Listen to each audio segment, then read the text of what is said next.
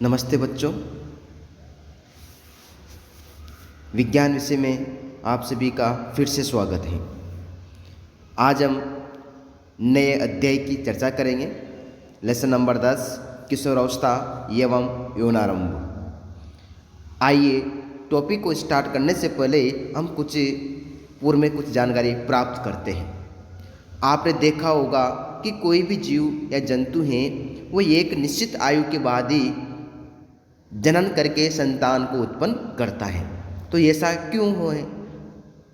वह जीव किस प्रकार से यहाँ पर नई संतति को उत्पन्न करता है, तो इसी को हम यहाँ पर इस लेसन में पढ़ने वाले हैं। यानी किशोरावस्था क्या है और किसे कहते हैं, कब प्रारंभ होती हैं। तो किशोरावस्था यूँ और हम कुछ पॉइंट के बारे में यहाँ पर चर्चा करते हुए इसको आगे बढ़ते हैं। किशोरावस्था का प्रारंभ, यौनारंभ में होने वाले परिवर्तन, लैंगिक लक्षण, जनन प्रक्रिया प्रारंभ करने में हार्मोन की भूमिका, मानव में जनन काल की अवधि, संतान का लिंग निर्धारण किस प्रकार का होता है, लिंग हार्मोन के अतिरिक्त अन्य हार्मोन, कीट एवं मेंढक में जीवन चक्र पूर्ण करने में हार्मोन का योगदान। ये किशोरावस्था के बारे में यहाँ पर हम इसमें पढ़ने वाले हैं, यौनारंभ के बारे में चर्चा करने वाले हैं। किशोरावस्था यानी यहाँ पर जो किशोरावस्था है वो किसे कहते हैं, तो एक हम यहाँ पर देख रहे हैं किशोरावस्था एक वृद्धि का प्रक्रम है। जीवन काल की वो अवधि जब शरीर में ऐसे परिवर्तन होते हैं जिसके परिणाम स्वरूप परिपक्वता आती है, वह किशोरावस्था कहलाती है। किशोरावस्था का प्रारंभ कब होता है? ये लगभग 11 वर्ष की आयु से प्रारंभ होकर 18 वर्ष या 19 वर्ष की आयु तक रहती है। यानी जो है ये शरीर में वृद्धि विकास होता है, एक निश्चित अवधि के काल होता है। और जो है 11 से 19 वर्ष, इसलिए किशोरावस्था को टीनर्स भी कहा जाता है। अब अंग्रेजी शब्द यहाँ पर हैं, इसमें टीनर्स कहते हैं। आप ये दो चित्र यहाँ पर देख रहे हैं। इन दोनों चित्रों में आप क्या देखते हैं? एक लड़का और एक लड़की। इन दोनों के शरीर में किस प्रकार से परिवर्तन हुआ है, विकास हुआ है। यानी जब ये छोटा बच्चा था तो इस प्रकार से ये वृद्धि करता हुआ ये इसमें शरीर में विकास हुआ है। तो ये लड़कियों में जो किशोरावस्था प्रारंभ होती हैं वो 10 से 11 साल की वर्ष में होती हैं। यानी 10 से 11 वर्ष की आयु में उसके शरीर में कुछ परिवर्तन देखने को मिलते हैं। जैसे कमर के नीचे का भाग चौड़ा हो जाता है, स्तन के आकार में वृद्धि हो जाती है, लंबाई में भी वृद्धि होती है, अंडर आर्म और प्यूबिक क्षेत्र वाले बालों का उगना प्रारंभ हो जाता है और मासिक चक्र भी प्रारंभ हो जाता है। उसी प्रकार से लड़के में किस प्रकार से किशोरावस्था प्रारंभ होती है, तो यहाँ पर 12 से 13 साल की आयु में किशोरावस्था प्रारंभ हो जाती है।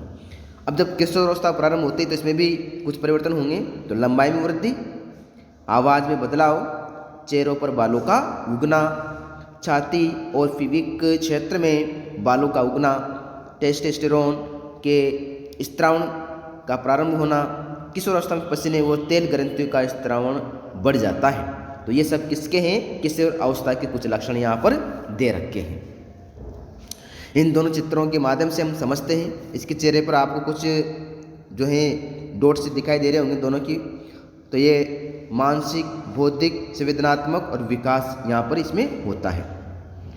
गौण लैंगिक लक्षण, गौण लैंगिक लक्षण किसे कहते हैं? वह लक्षण जो लड़कियों को लड़कों से अलग पहचान देते हैं उन्हें गौण लैंगिक लक्षण कहते हैं। गौण लैंगिक लक्षण जैसे लड़कों के चेहरे पर बाल उगना अर्थात दाढ़ी मूंछ का आना, लड़कियों में स्तनों का विकास होने लगता है, लड़कों के एवं लड़कियों दोनों में ही बगल अथवा प्यूबिक क्षेत्र में बाल आ जाते हैं।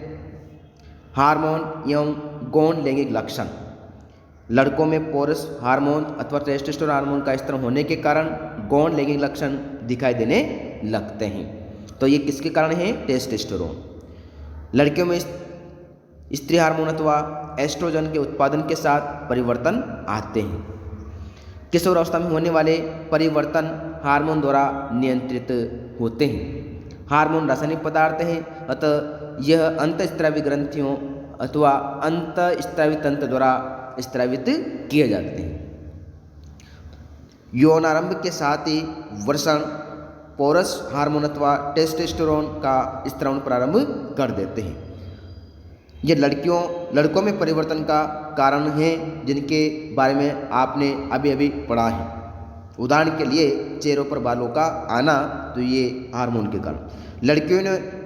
लड़कियों में यौनारंभ के साथ ही अंडाशय स्त्री हार्मोन एस्ट्रोजन उत्पादित करना प्रारंभ कर देते हैं, तो ये अलग अलग एज में।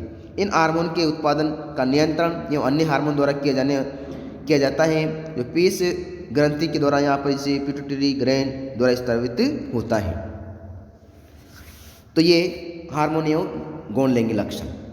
अंतःस्रावी ग्रंथि द्वारा हार्मोन रुधिर प्रवाह में स्रावित करती हैं, जिससे ये शरीर के विशिष्ट भाग अथवा लक्ष्य टारगेट ऑर्गन यानी लक्ष्य स्थल तक पहुँच सकते हैं। लक्ष्य स्तर हार्मोन के प्रति अनुक्रिया करता है। जैसे आप यहाँ पर देख सकते हैं, हमारे शरीर में अनेक अंतःस्रावी ग्रंथियाँ हैं। वृषण एवं अंडा से लैंगिक हार्मोन स्रावित करते हैं। तो ये हमने इसके बारे में यहाँ पर चर्चा करी।